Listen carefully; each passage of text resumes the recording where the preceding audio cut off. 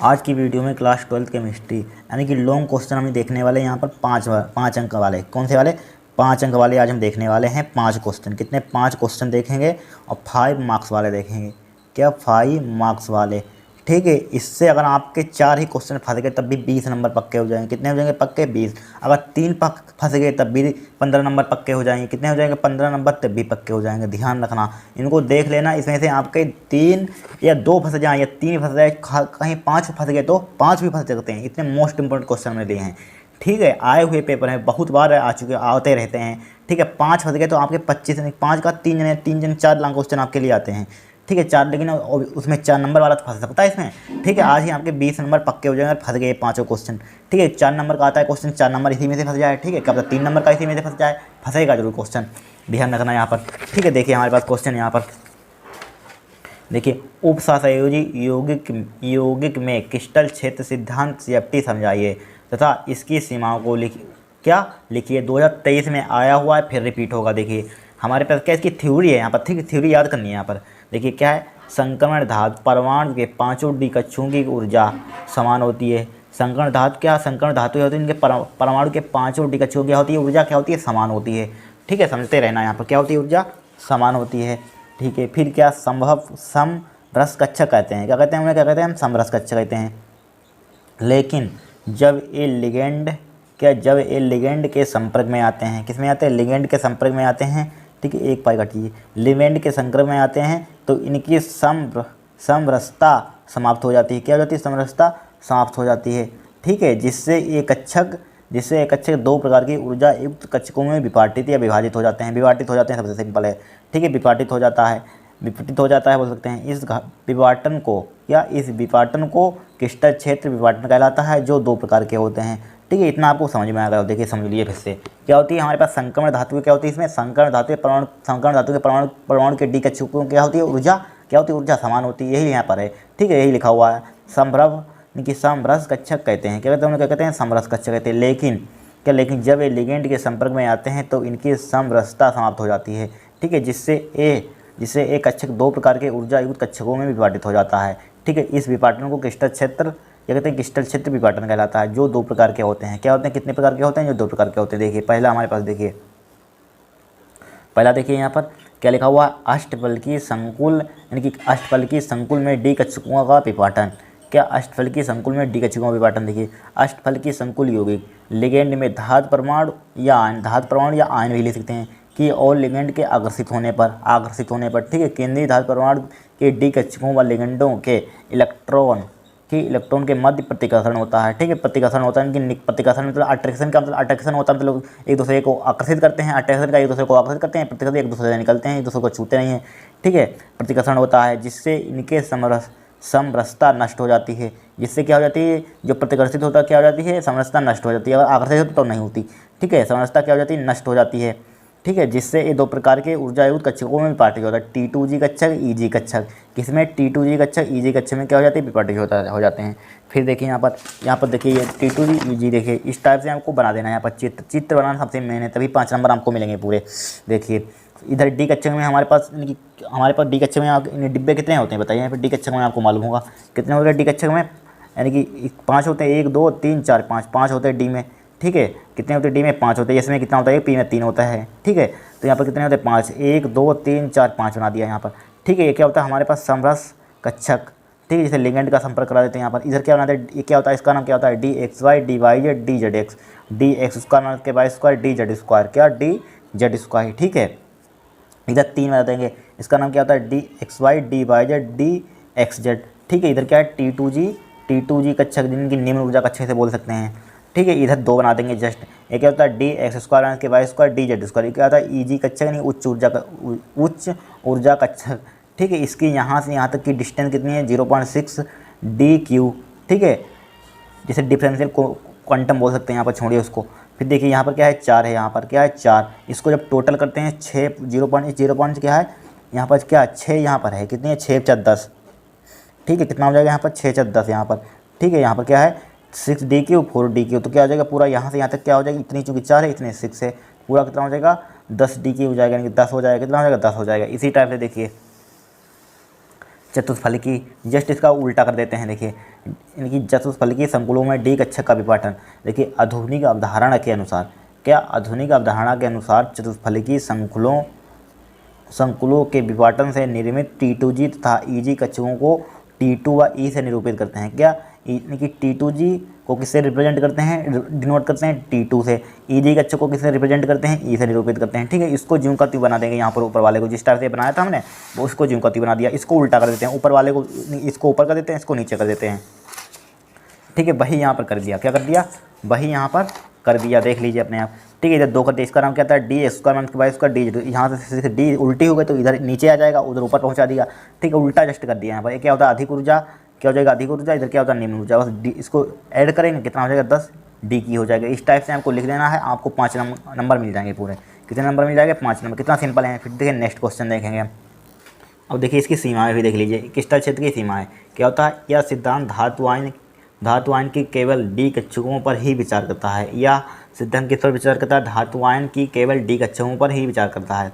ये नंबर 2, यह सिद्धांत लिगेंडों की अपेक्षित शक्ति, क्या लिगेंडों की अपेक्षित शक्ति का स्पष्टीकरण नहीं करता है। क्या यह सिद्धांत लिगेंडों की अपेक्षित शक्ति का स्पष्टीकरण नहीं करता है। ठीक है, थर्ड देखिए संकुलों में पाई बंधों को नहीं समझाता। ठीक है, यह सिद्धांत क्या है, संकुलों में पाई बंधों को नहीं समझाता। इसको नोट डाउन कर लीजिए, क्या कर लीजिए, नोट डाउन कर लीजिए। फिर देखिए क्वेश्चन 3, यानी ग्रेविल थैलेमाइड संश्लेषण पर सचिव टिप्पणी लिखिए। प्राथमिक केविन के संश्लेषण में ग्रेविल थैलेमाइड संश्लेषण को प्राथमिकता क्यों दी जाती है। ठीक है, 2023 में ये भी आ चुका है क्वेश्चन, ध्यान रखना, इसको रट लेना बताइए, मोस्ट इंपॉर्टेंट है। देखिए ग्रेविल थैलेमाइड अपक्रिया क्या होती है हमारे पास, क्या होती है, प्राथमिक एमिनों के विरेचन के काम में लाई जाती है। किसमें लाई जाती है, विरेचन बनाने के काम में लाई जाती है, वही विरेचन होता है। ठीक है, थैलेमाइड केओज से क्रिया करके, केओज में पोटेशियम हाइड्रोक्साइड बोल सकते हैं कि से क्रिया करके थैलेमाइड या पोटेशियम लवण बनाता है। क्या बनाता है, थैलेमाइड या पोटेशियम क्या बनाता है, लवण बनाता है। या पोटेशियम थैलेमाइड एल्किल हैलाइड से क्रिया करके एल्किल थैलेमाइड बनाता है।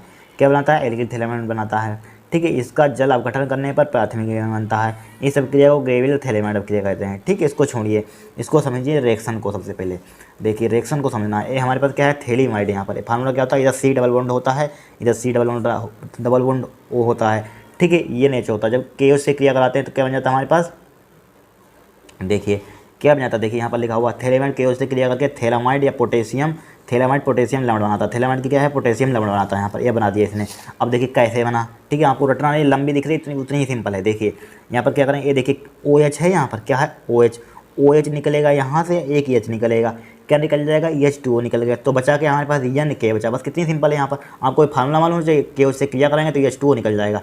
फिर देखिए और आगे और सिंपल है, यहाँ पर क्या है, और सिंपल है यहाँ पर। फिर क्या लेते हैं हम, यहाँ पर हैलाइड लेते हैं। क्या लेते हैं, एल्किल हैलाइड ले लेंगे। यहाँ पर RX, ये क्या होता है हमारे पास, एल्किल हैलाइड। ये क्या होता है, एल्किल समूह। हैलाइड मतलब कि क्लोरीन, ब्रोमीन, आयोडीन X यहाँ पर हम पुट कर सकते हैं, रख सकते हैं। फिर क्या होगा, यहाँ पर देखिए KX निकल जाएगा। तो क्या बन जाएगा हमारे पास यहाँ पर, यानी कि क्या बन जाएगा, यहाँ पर थैलेमाइड बनता है, क्या बन जाएगा, एल्किल थैलेमाइड बन जाएगा। यहाँ पर R लग जाएगा। ठीक है, क्या लग जाएगा, R लग जाएगा। कितना सिंपल है यहाँ पर। ठीक है, एल्किल थैलेमाइड यहाँ पर क्या है, एल्किल थैलेमाइड है। ठीक है, इसका जल अपघटन करवा देते हैं। क्या कर जाते हैं, जल अपघटन। फिर क्या बन जाता है हमारे, एक अमीन बन जाती है। ठीक है, इसका जल अपघटन यहाँ पर कराएंगे यहाँ पर, तो क्या बन जाती है, अमीन। देखिए RNH2 अमीन बन गई। यहाँ पर क्या बन जाता है, N एल्किल थैलेमाइड बन जाता है, एक अमीन बन जाती है। कितनी सिंपल रिएक्शन यहाँ पर। ठीक है, कुछ नहीं यहाँ पर, बहुत ही सिंपल है। इसको नोट डाउन कर लीजिए, लिख लीजिए यहाँ पर। ठीक है, फिर देखिए यहाँ पर,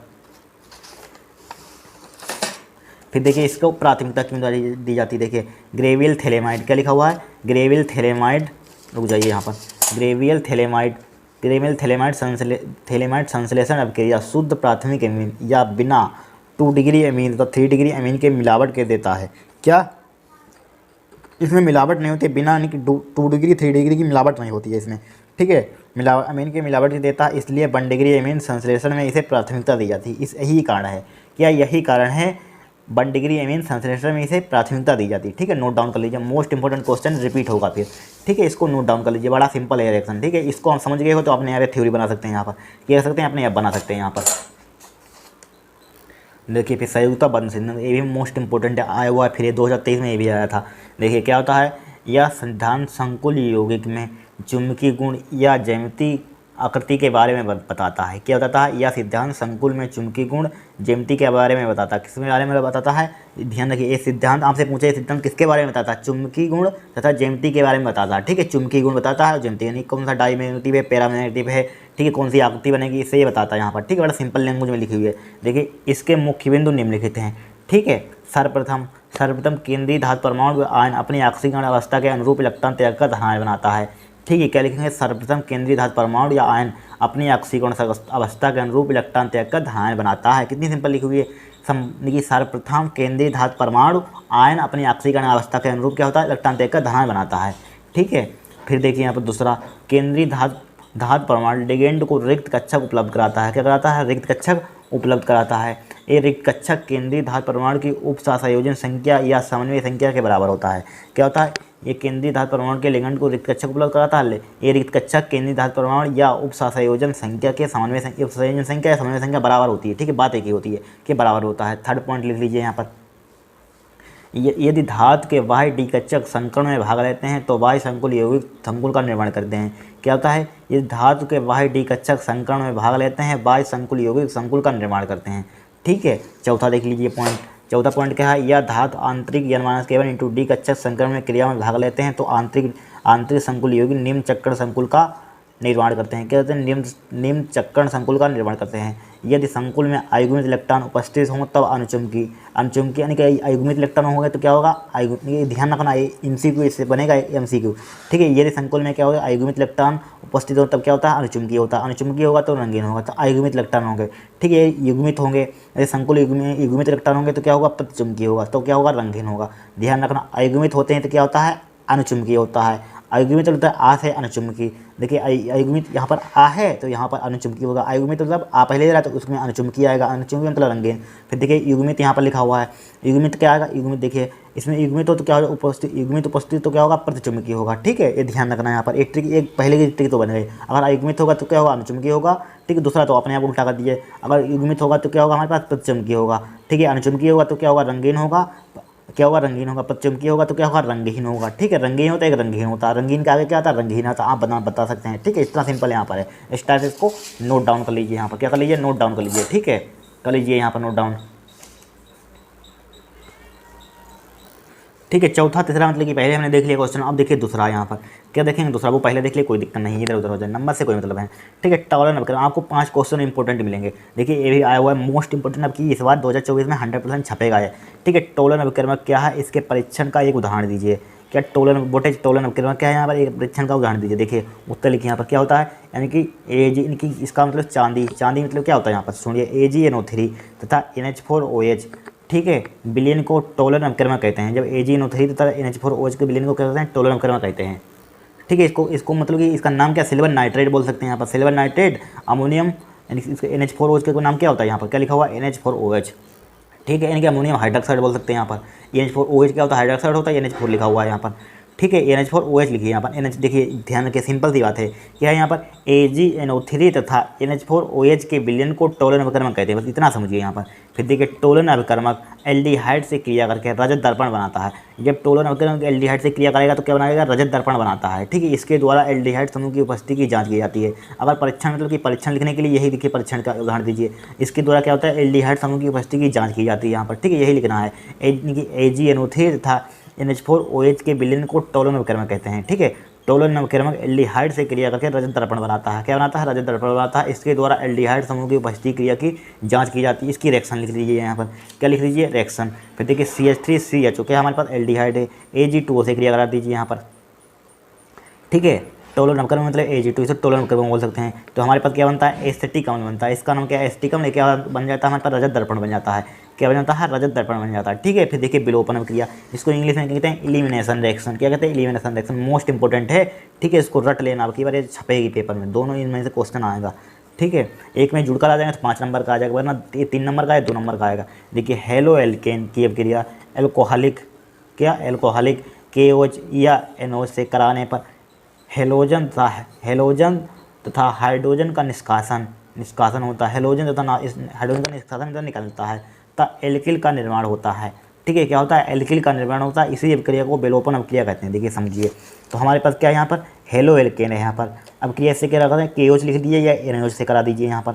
तो क्या बनता है हमारे पास हेलोजन, तो हाइड्रोजन का क्या होता है निकलता है, हेलोजन तो हाइड्रोजन क्या होते हैं KBr यहाँ पर निकल जाएगा, और क्या निकल जाएगा EH2 जल निकल जाएगा। तो क्या बन जाएगा हमारे पास एल्कीन बन जाएगा यहाँ पर।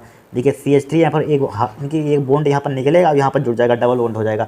तो क्या बन जाएगा यहाँ पर एल्कीन हो जाएगा, यहाँ पर क्या हो जाएगा एल्कीन हो जाएगी। ठीक है, कितना सिंपल है यहाँ पर विलोपन की एलिमिनेशन रिएक्शन इसको बोल सकते हैं यहाँ पर। ठीक है, नोट डाउन कर लीजिए, मोस्ट इंपॉर्टेंट है रिएक्शन। ठीक है, फिर देखिए एक और मोस्ट इंपोर्टेंट क्वेश्चन 5वां। ठीक है, जुड़कर आएंगे, एक आएगा इन्हें सोल्व करना, ठीक है समझाइए, इसी में जुड़कर आ सकते हैं यहाँ पर। देखिए मौलिक परीक्षण पर सचिव टिप्पणी लिखिए। ठीक है, मौलिक परीक्षण पर क्या लिखना, सचिव टिप्पणी लिखिए, मोस्ट इंपॉर्टेंट है। ठीक है, इसको रट लेना बताइए। ठीक है, इंपॉर्टेंट क्वेश्चन है यहाँ पर। देखिए मौलिक परीक्षण क्या होता है, एक पारखनली में कार्बोहाइड्रेट का जली विलयन लेते हैं। ठीक है, समझाइए यहाँ पर एक बार पढ़ लीजिए। क्या एक पारखनली में कार्बोहाइड्रेट का जली विलयन लेते हैं तथा इसमें अल्फा नेप्थोल का एल्कोहली विलयन मिलाया जाता है। ठीक है, पारखनली की दीवारें के सहारे सांद्र H2SO4 धीरे धीरे गिराते हैं, जहाँ पर दोनों विलयन मिलते हैं वहाँ पर भूरे रंग का एक वलय प्राप्त होता है। यही कार्बोहाइड्रेट का परीक्षण है जिसे मौलिक परीक्षण कहते हैं। ठीक है, इसको रटना नहीं, देखिए इसको हम समझाते हैं। देखिए हमारे पास क्या है, यहाँ पर एक पारखनली ले लेंगे यहाँ पर। ठीक है, मान लीजिए हमारे पास क्या है, एक पारखनली है यहाँ पर। ठीक है, इस टाइप से यहाँ पर एक पारखनली ले लिया हमने, क्या लिए एक पारखनली।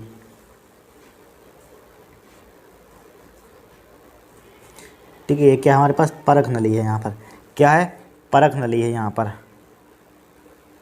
कार्बोहाइड्रेट का यहाँ पर क्या ले लेंगे, जली विलयन ले लेते हैं यहाँ पर। ठीक है, इस टाइप से क्या है हमारे पास एक परख नली है यहाँ पर। ठीक है, यहाँ पर भूरे रंग का क्या बले बन जाए उसको छोड़िए। ये कार्बोहाइड्रेट का हमारे पास क्या है, जली विलयन है यहाँ पर। ठीक है, कार्बोहाइड्रेट का क्या है हमारे पास, जली विलयन है यहाँ पर कार्बोहाइड्रेट का। ठीक है, क्या है हमारे पास कार्बोहाइड्रेट का। ठीक है, कार्बोहाइड्रेट का जली विलयन। ठीक है, क्या हमारे पास कार्बोहाइड्रेट का जली विलयन है, तो इसमें क्या लिखेंगे थ्योरी, और क्या ले लेते हैं यहाँ पर अल्फा नेफ्थॉल का एल्कोहली विलयन ले लेते हैं यहाँ पर। क्या ले लेते हैं, अल्फा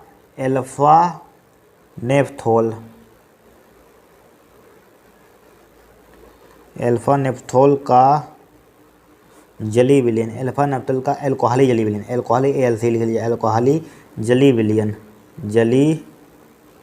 यानी एल्कोहली विलयन, एल्कोहली मतलब एल्कोहली विलयन लिए, एल्कोहली विलयन जली मतलब क्या, जलीय आ जाएगा यहाँ पर, एल्कोहली विलयन लेते हैं यहाँ पर।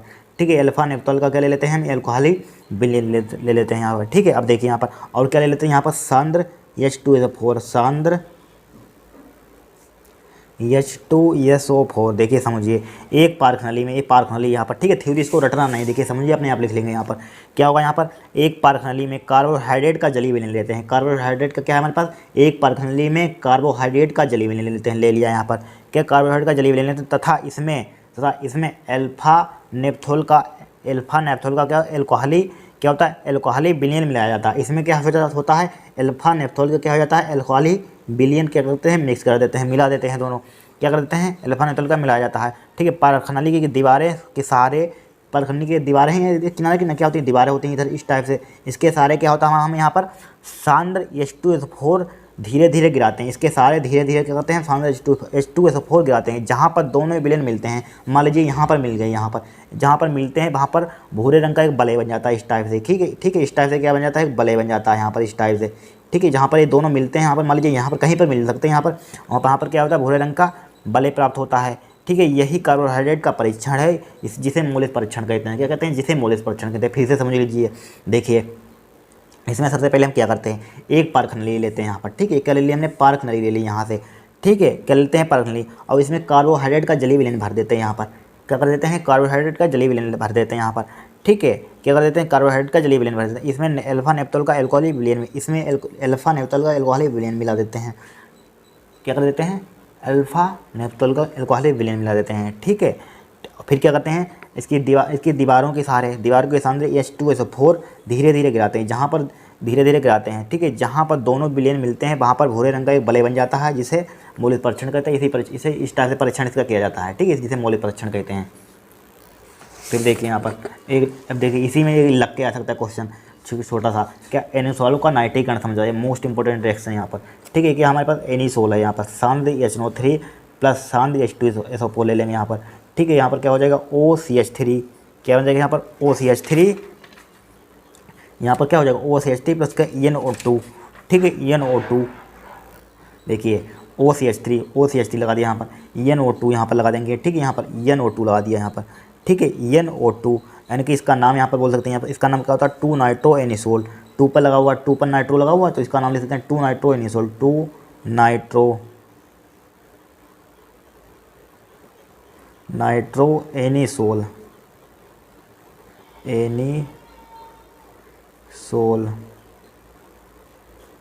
ठीक है, 2 नाइट्रो एनिसोल। फिर यहाँ पर क्या बन जाता है, यहाँ पर 4 पर लग जाता है, यानी कि 1 2 3 4 4 पर, इसका नाम क्या होता है 4 नाइट्रो एनिसोल, इसका नाम क्या होता है 4 नाइट्रो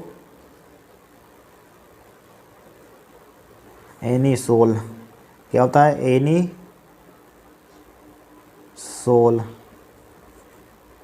ठीक है, 4 नाइट्रो एनिसोल। इस टाइप से आपको लिख देनी है यहाँ पर नाइट्रिकन, यहाँ पर इतना लिख देना, आपको 2 नंबर की आएगी, 3 नंबर का आएगा, 2 नंबर का, 5 नंबर का एक ही में आ सकता है यहाँ पर, ठीक है, इनको रट लेना है, 5 क्वेश्चन है, मोस्ट इंपॉर्टेंट है, आपको इससे 20 नंबर आज ही पक्के हो जाएंगे, गारंटी है इसके पास, इस टाइप से, ठीक है, इसमें से क्वेश्चन 100% फंसेगा, ध्यान रखना, ठीक है। यहाँ पर नेक्स्ट क्लास में दूसरे लॉन्ग क्वेश्चन देखेंगे, ठीक है, 5 लॉन्ग क्वेश्चन और देखेंगे, ठीक है, नेक्स्ट क्लास में।